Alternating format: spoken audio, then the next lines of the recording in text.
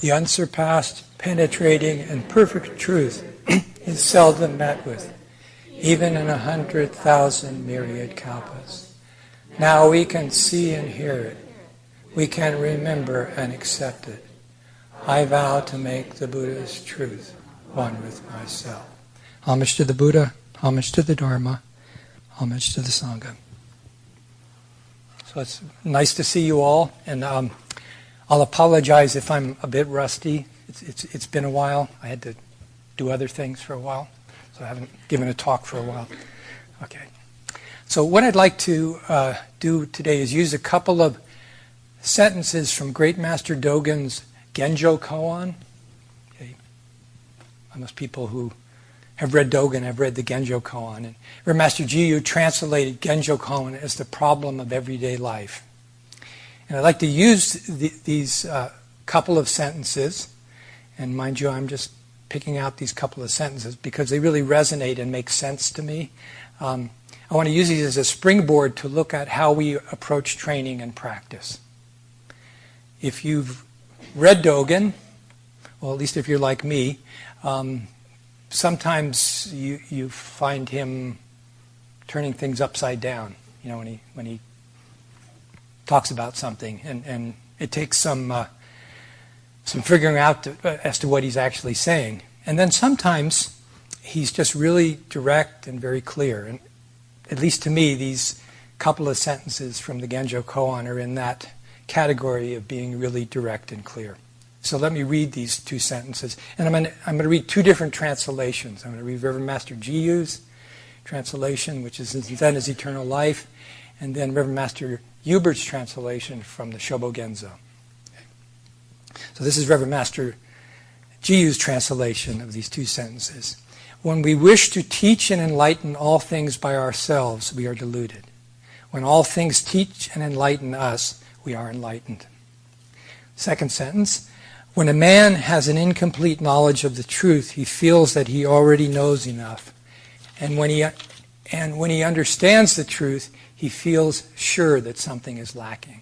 And that's from Master Jiyu's translation. She used the word he in there, but of course that refers to he, she, and whatever.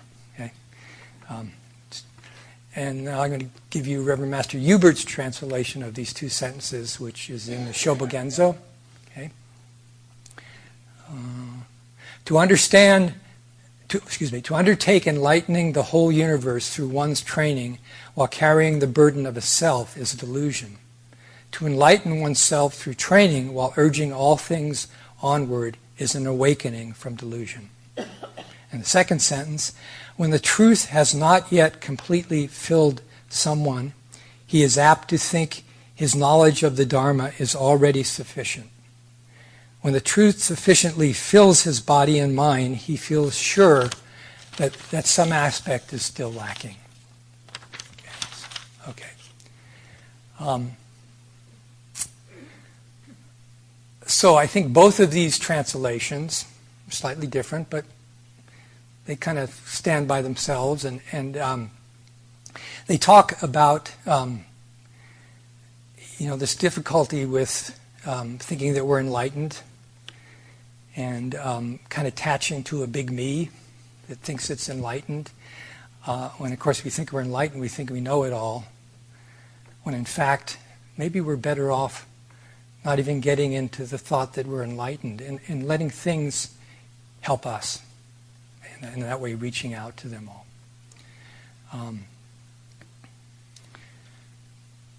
So as you know, Buddhist practice is not about being a know-it-all.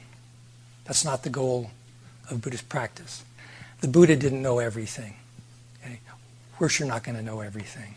We know bits and pieces about different things, but we don't know everything, and it's not about knowing everything. Okay, there is a confidence and certainty that comes with years of practice. I mean, maybe some people have that right away, but for most of it takes years of practice, and we develop a confidence in the practice and a certainty about the truth of the practice. It isn't a confidence that we're the all-knowing ones, or that we know everything, or a certainty that we have all the answers. But it's that kind of quiet confidence and certainty. And at the basis of this certainty and confidence is actually humility, which I think in a way is the knowledge that all beings share in Buddha nature. Okay, we're not just fixed on ourselves. We're sharing. We realize that Buddha nature is about all beings. Arrogance, superiority, endless voiced opinions. Kind of sounds like me, all this. Always having to have the last word. You know that one? Acting like the authority on matters of training. Or actually about anything. They're just exhaling a me, a big me, a self. Okay. Along with humility, the cultivation of patience helps deepen our daily practice. So it's interesting, the Buddha said that patient endurance is actually the highest, most supreme austerity. Okay, when people hear the word austerity, they think all these austere practices, fasting, only eating out of a bowl, never lying down when you sleep. Okay, those may be austere practices, but actually the highest, most supreme austerity is patient endurance. That means enduring with patience, in other words. You know, making patience the basis of our lives.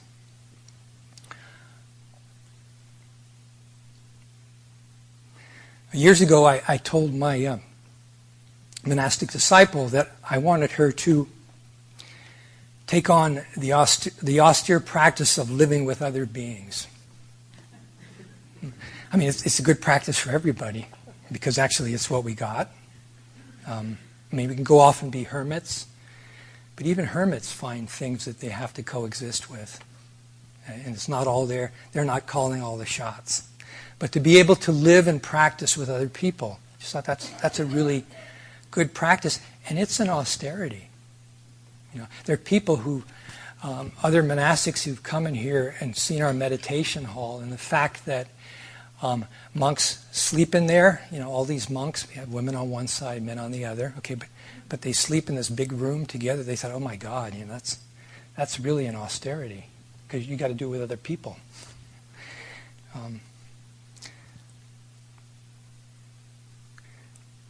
So anyway, patience, I think, is a really fundamental practice to cultivate. So on my Wisdom of the East calendar that someone gives me every year, on November 1st, there was a quote from Buddhadasa Bhikkhu, who was a very famous Thai teacher, a monk in Thailand. He's died, but gave a lot of good teaching. And in this little quote, he says, "We need to recognize that everybody in the world is the benefactor of everybody else." So it's just this not fixing on me, mine, my, you know. It's looking much broader. Yeah, so you can tell I'm rusty here. I can't even read my notes. Okay. Yeah, and as we all know, it's easy to get along with other people when we're getting along. But when there's stress and difficulties, not so easy. But that's the time we got to hang in there, you know. That's a really important time. So patience is about the sort of effort that persists day after day, in good times, in bad times. In a real sense, it's unconditional. Just works on being patient. It's a great burden off our shoulders when we realize we don't have to be right all the time, or the one who knows all the answers, or the expert on all matters. When you can put that one down, because otherwise we're carrying this heavy boulder. So to me, humility and patience, along with kindness, compassion, and generosity, are clear marks of a mature practice. We all want to be wise, but to be wise in Buddhism is to exhibit charity, tenderness, benevolence, and sympathy in our daily lives. It says nothing about having all the answers, all the right opinions, all the skills. Some people are very skilled. Some of us are klutzes. I don't think one is better than the other. Everybody's good at something. And of course, if we over-attach to that something that we're good at and see that as our identity, we limit ourselves. Okay? Because the important thing is to make the effort. Prajna is the Sanskrit word for wisdom in Buddhism. And prajna actually means what comes before knowledge. So I think it's red pine refers to it as wisdom before wisdom. And then there's Mahaprajna Paramita, the great wisdom that leads to the other shore. So the other shore is the place of freedom from suffering. So when we're talking about wisdom in Buddhism, we're talking about that which leads us away from suffering. Okay? And I think we know pretty well, because I think we've all got a PhD in suffering, that if we cling, attach to a fixed way of the way we are and the way things are, we suffer. So here's just a couple stories about me, and I think they fit into all this a bit. So I was in the 8th grade. It's last year grammar school. I went to a Catholic grammar school. And my teacher, who was a Catholic nun, asked me to give this presentation on new math. Honestly, I don't even remember what it is now. I think it was something about different decimal systems. But she asked me to do this presentation on new math in front of the Mothers Club. So this is all the mothers of the kids in the school.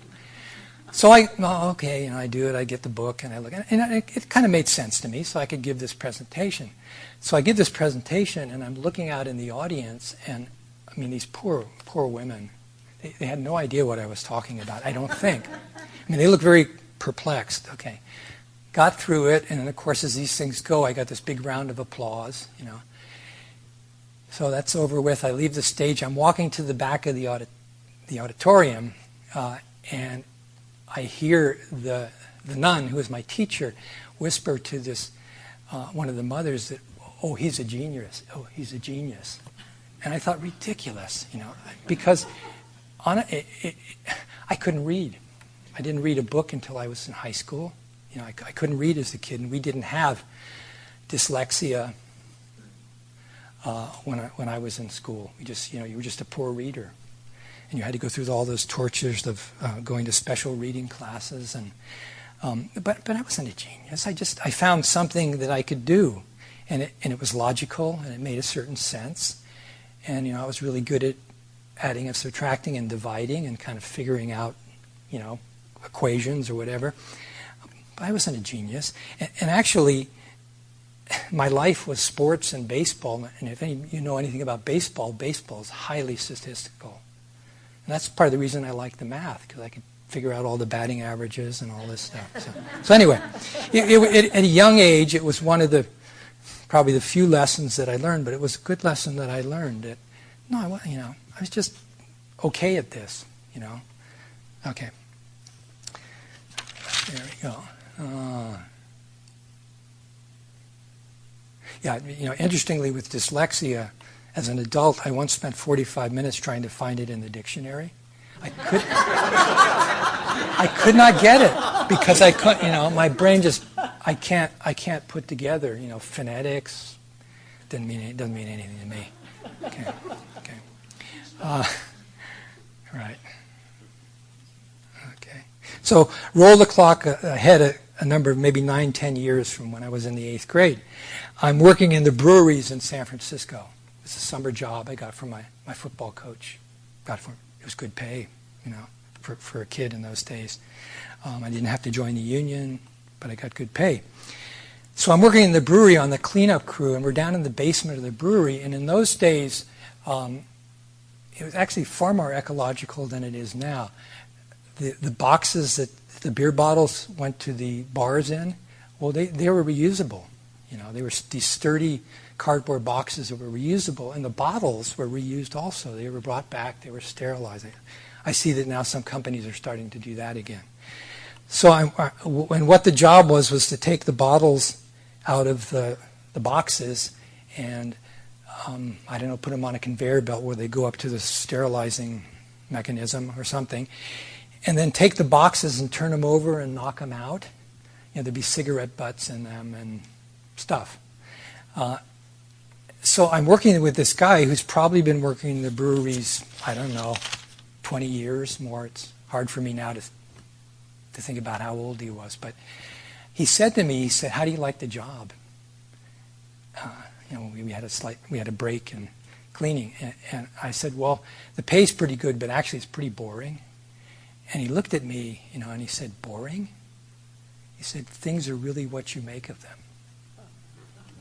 And then he said, "By the way, I found a $20 bill in one of these boxes." He's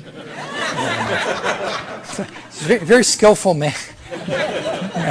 And the lesson was a good one, that things are what you make, what you make of them and put into them. And actually, it changed the way that I did things there. And there were literally jobs there where you'd sit there and you'd watch the bottle going by and you'd check the fluid level on the bottle.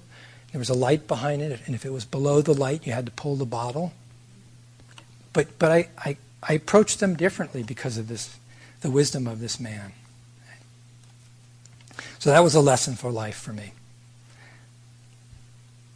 Oh, I'm going to give you one more story here, I guess. Okay, so I'm a novice monk here, 40-something years ago, and we used to, because there was a lot of us in those days, do a temple cleanup before breakfast in the morning, a number of us. I mean, we still do that to a certain extent. And I don't know, we were dusting or something, and I find myself getting into a competition with the other people dusting. I mean, they weren't in the competition. It was me that was in it with. And I thought, oh, this is ridiculous. Well, as a younger person, I'd been a very competitive athlete for a number of years. So that's, you compete with everything. But it's weird to be competing about dusting. So, honestly, it took me some years of practice and training to work through that. And still, to this day, because there's that thing in there, from long ago, I find myself competing, or, walking into a room and thinking there's going to be applause or something. Stupid stuff, but, but now I can look at it and I can just laugh and say, how silly. And you just get back to what you're doing. Okay, so those things don't necessarily just wipe away, okay? But I think what it points out is that we can relax a bit in our meditation and practice. They're not a contest. They're not a competition. Okay, we don't even have to compare ourselves with ourselves. We just need to work on the training. And it's not how much we get done, okay, because that's another competitive thing, but actually it's how we do it. That's the point of bringing the meditation out into your everyday life. It's how you do things. Okay, and it isn't, you focus on meditation and then you become really inefficient. Well, no. Actually, you should become more efficient, but you're not so locked into the efficiency part of it. Okay? You're more about how you do it and how you do it in relationship to the other people that you're working with. Because somebody can be really competent and just be awful to work with. Okay. Yeah, it's okay and good to do something well, but the real important thing is not to do the thing well with a big me there, a big self. Here's me doing it well. Just do it well for the sake of what you're doing, and for the respect of what you're doing and the things that you're working with.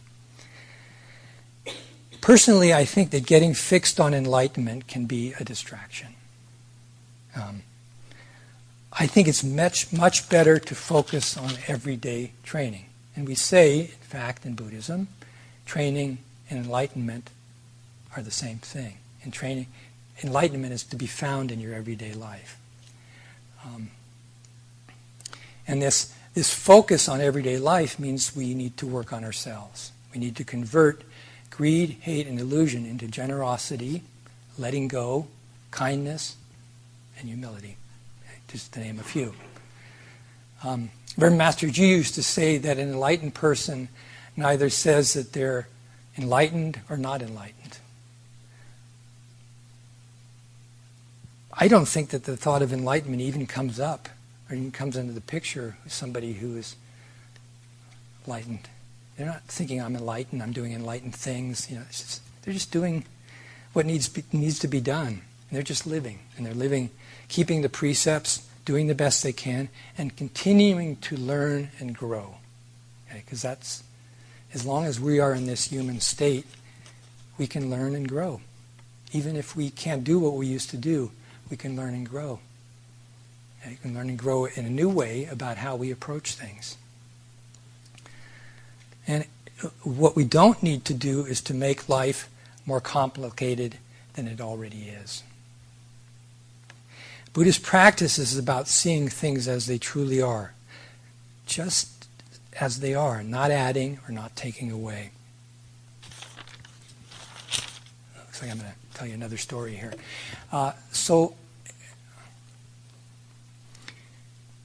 Collect myself here. So recently, our good friend monk died from Shasta. Okay, he was dying for quite a while, and he died. And I worked with him for 40 years. We lived together for 20 years in a house, so we were very good friends. And he was really sick. No one wanted him to keep going. He was sick. He was shot. His body was shot. It was good that he died.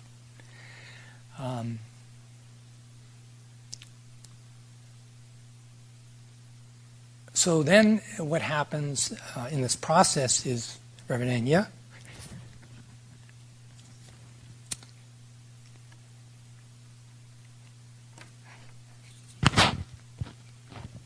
sorry about this. So she got really sick. And she could have died. So, sorry about being so emotional. So, as we all know, when these kind of things happen, I promised myself I wouldn't be emotional, and I put this in here. There you go. Okay. Doesn't work. Okay. But so the preciousness and seriousness of life was right in front of my face. My mind, my meditation.